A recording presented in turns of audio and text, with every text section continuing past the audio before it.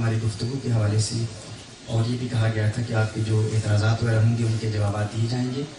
لیکن اور last conference میں میں نے یہ بھی عرض کیا تھا کہ آج کے پروگرام میں جو احباب سوالات کرنا چاہتے ہیں ان کے سوالوں کے جواب دیں گے اور ایک مستقل گفتگو ہوگی.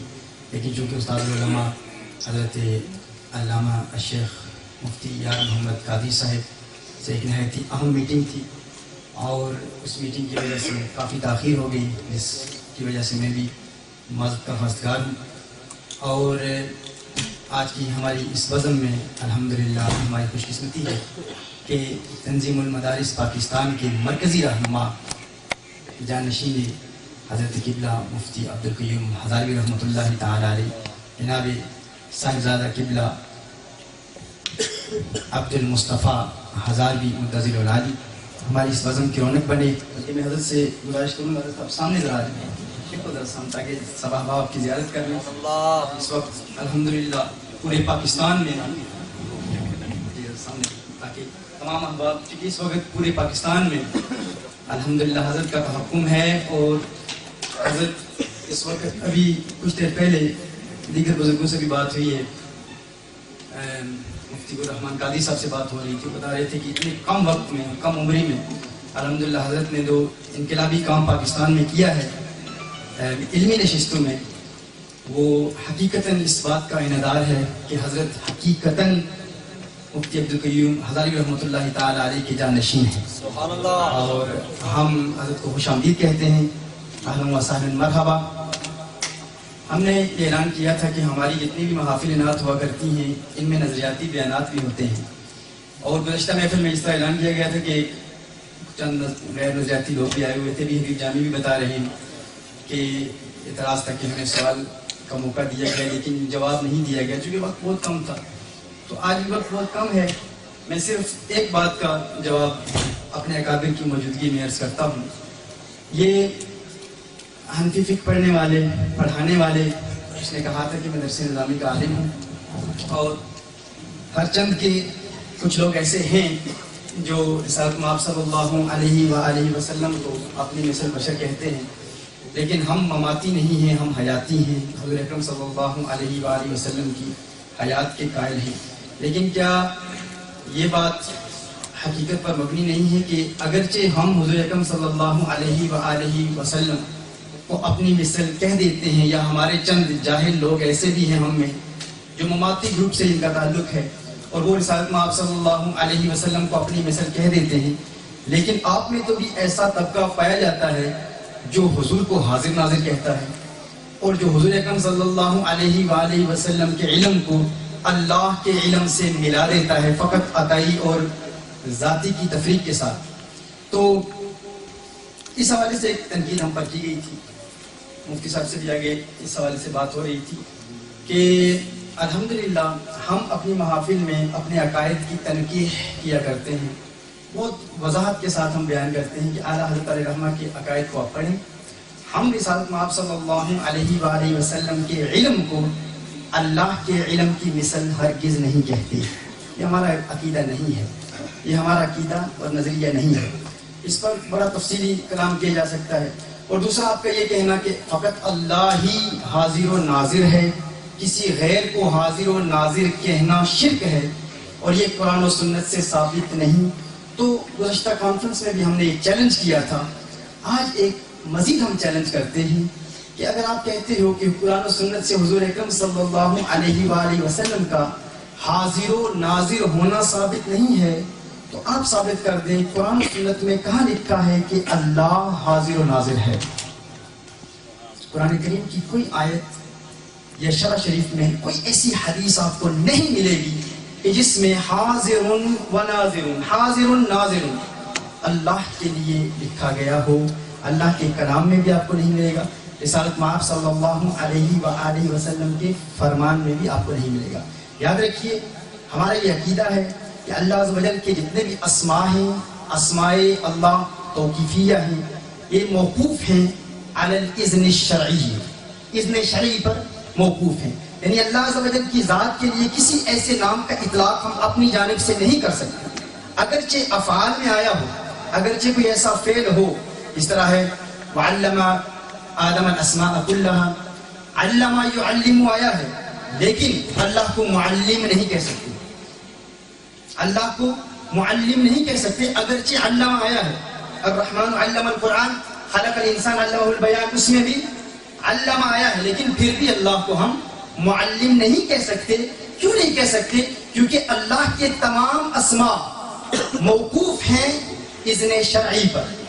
اگر شریعت اجازت دے گی تو پھر اللہ عز و جل کی ذات کے لیے ہم ایسے اسماء کا اطلاق کر سکتے ہیں. دوسری بات, ابو الحسن اشعری رحمہ اللہ جو ہمارے مذہب کے امام ہیں, عقیدے کے امام ہیں, انہوں نے تو یہاں تک ارشاد فرما دیا کہ اللہ کے لیے لفظ ناظر کا استعمال کرنا جائز ہی نہیں ہے. اللہ کو ناظر کہہ ہی نہیں سکتے. اور اس میں اگر آپ مقامات کا حاشیہ پڑھ لیں یا شرح خیالی پڑھ لیں, حاشیہ خیالی پڑھ لیں, بڑے واضح الفاظ میں بیان فرمایا گیا ہے کہ ناظر, لفظ ناظر اللہ عز و جل کی شان کے لائق ہی نہیں ہے.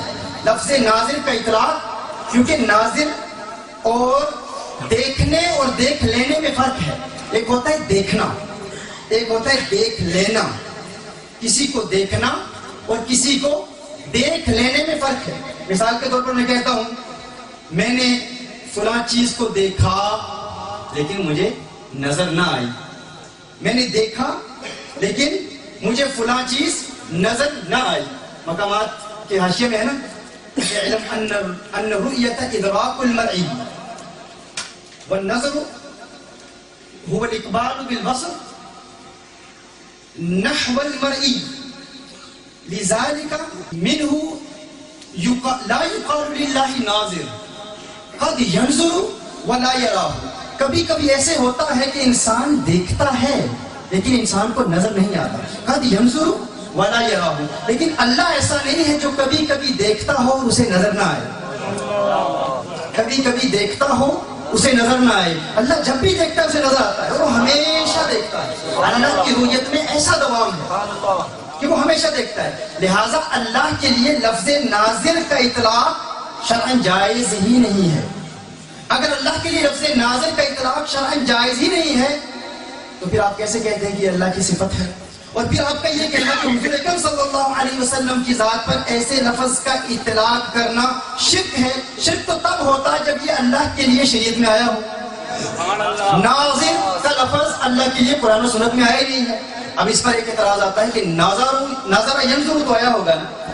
اگر ناظر ینظر آیا ہے تب بھی ناظر اللہ کو کہنا جائز نہیں ہوگا, کیونکہ اللہ کے لیے علم آیا ہے, یعلم بھی آیا ہے. لیکن پھر بھی چونکہ اس بندے نے کہا ہے نا کہ یہ درس نظامی پڑھنے پڑھانے والا ہے اور ہم درس نظامی کے اسباق پڑھتے ہیں, پڑھاتے ہیں, مدرس ہے, تو میں ان سے پوچھتا ہوں کہ کیا آپ اللہ کو معلم کہتے ہیں؟ اگر تو غیر مقلد ہوتے تو پھر ہماری اپروچ مختلف ہوتی. لیکن چونکہ یہ تقلید کرنے والے ہیں, درس نظامی کی کتابیں پڑھتے پڑھاتے, تو ہم ان سے پوچھتے ہیں اللہ کے لیے لفظ علم آیا ہے, فعل علم آیا ہے, لیکن معلم نہیں کہہ سکتے, اور یہ آپ کے اکابر نے بھی کہا ہے. تو اگر نظر آیا ہے تو پھر بھی ناظر نہیں کہہ سکتے کیونکہ اس میں ایک شریک ہے. اسی طرح آپ کا یہ کہنا کہ حضور اکرم صلی اللہ علیہ وآلہ وسلم کہ علم کو ہم اللہ کے علم کی طرح کہتے ہیں. یاد رکھیے اس پر تو میرا ایک پورا لیکچر ہے, مکمل DVD ہم بنا چکے ہیں کہ حضور اکرم صلی اللہ علیہ وآلہ وسلم اور اللہ کے علم کو وہ نسبت بھی حاصل نہیں جو ایک قطرے کو سمندر سے حاصل ہوتی ہے. یعنی حضور اکرم صلی اللہ علیہ وسلم کا علم اگر کسی جاہل وائز نے یہ کہہ دیا, اس طرح اعتراض کیا گیا تھا کہ فلاں شخص نے کہا کہ اللہ نے اپنے محبوب کو اتنا علم دے دیا, وہ جتنا جانتا تھا سارا دے دیا. ہمارا تو یہ نظریہ ہی نہیں, ہمارا تو یہ عقیدہ ہی نہیں ہے. ہمارے جتنے بھی اکابرین ہیں ان کی کتابیں پڑھنے اعلیٰ حضرت رحمہ کی اس پر مفصل گفتگو ہے, مفصل کلام ہے. ہمارا یہ نظریہ ہرگز نہیں ہے کہ حضور اکرم صلی اللہ علیہ وآلہ وسلم کو اللہ عز و جل نے وہ سارا علم دیا جو اللہ جانتا ہے. یہ ہمارا نظریہ نہیں ہے. ہمارا عقیدہ یہ ہے کہ حضور اکرم صلی اللہ علیہ وسلم کو اللہ نے ہر اس شے کا علم دے دیا جو حضور نہیں جانتے تھے. وَعَلَّمَكَ مَا لَمْ تَكُنْ تَعْلَمْ وَكَانَ فَضْلُ اللَّهِ عَلَيْكَ عَظِيمًا. اس ماں کے عموم میں اتنی وسعت ہے جو انسان کے ادراک سے بالا تر ہے, انسان کے فہم و ادراک سے متجاوز ہے. انسان اس کا احاطہ ہی نہیں کر سکتا. یعنی رب نے فرمایا وَعَلَّمَكَ مَا لَمْ تَكُنْ تَعْلَمْ وَكَانَ فَضْلُ اللَّهِ عَلَيْكَ عَظِيمًا. میرے محبوب تیرے رب نے تجھے، تیرے رب کا تجھ پر فضل عظیم ہوا، اور وہ کیا تھا کہ تیرے رب نے تجھے کائنات کے ذرے ذرے اور زمین کے چپے چپے کا علم عطا فرمایا. ہر وہ شے جس کا انسانی عقل ادراک کر سکتا ہے حضور اکرم صلی اللہ علیہ وسلم جانتے ہیں، لیکن اس کا ہرگز یہ مطلب نہیں کہ حضور کو اللہ نے حضور کو وہ علم دے دیا جو اللہ خود جانتا ہے. یہ ہمارا نظریہ ہے ہی نہیں. دوسرا، اس حدیث سے میں نے دلیل پکڑی تھی، وہ یہ تھا ان اللہ تعالی قد رفع علی الارض فانا انظر الیہا والى ما هو قائم فیہا الى یوم القیامہ. حضور اکرم صلی اللہ علیہ وسلم نے ارشاد فرمایا کہ اللہ عز و جل نے اس زمین کو میرے لیے بلند کر دیا، اور میں نے دیکھ لیا ہر اس شے کو جو قیامت تک کے لیے وقوع پذیر ہوگی. اب اس میں کہا گیا کہ حضور اگر ہمیشہ دیکھ رہے ہیں، اگر حضور اکرم صلی اللہ علیہ وآلہ وسلم کے مشاہدے میں دوام ہے، اگر حضور ہمیشہ دیکھ رہے ہیں تو اللہ بھی ہمیشہ دیکھ رہا ہے، اور اگر اللہ اور حضور ہمیشہ دیکھ رہے ہیں تو دونوں کے دیکھنے میں فرق نہیں رہا. تو اس میں ہمارے علماء بلاغت نے بحث کی ہے، اور اس پر حضرت علامہ عطا محمد بندیالوی رحمۃ اللہ تعالی علیہ نے بڑی تفصیلی بحث کی ہے کہ دیکھیے ایک اصول ہے، اگر مقام جملہ فعلیہ کا ہو اور جملہ اسمیہ آ جائے تو وہ دوام کا فائدہ دیتا ہے. جملہ فعلیہ کا مقام ہو، یعنی ان اللہ رفع علی الارض فانا انظر الیہا، مقام تھا جملہ فعلیہ کا، رفع فعل ماضی ہے. اب مقام تھا فنظرت الیہا، یعنی اللہ نے میرے لیے زمین کو بلند کیا اور میں نے دیکھ لیا. نظرت کا معنی تھا دیکھ لیا، اس کا معنی ہوتا ایک مرتبہ دیکھ لیا پوری کائنات کو. اب دوام ثابت نہ ہوتا، لیکن مقام جملہ فعلیہ کا تھا نا. جملہ فعلیہ کی جگہ کیا استعمال ہوا؟ جملہ اسمیہ استعمال ہوا، یعنی فنظر تو نہیں فرمایا فانا انظر، جملہ اسمیہ کا استعمال ہوا. اس کا معنی یہ ہے کہ حضور ہمیشہ دیکھ رہے ہیں، ہمیشہ دیکھ رہے ہیں. اب اس پر اعتراض کیا گیا کہ اگر حضور اکرم صلی اللہ علیہ وسلم ہمیشہ دیکھ رہے ہیں تو اللہ بھی ہمیشہ دیکھ رہا ہے. یاد رکھیے دوام کی دو قسمیں ہیں.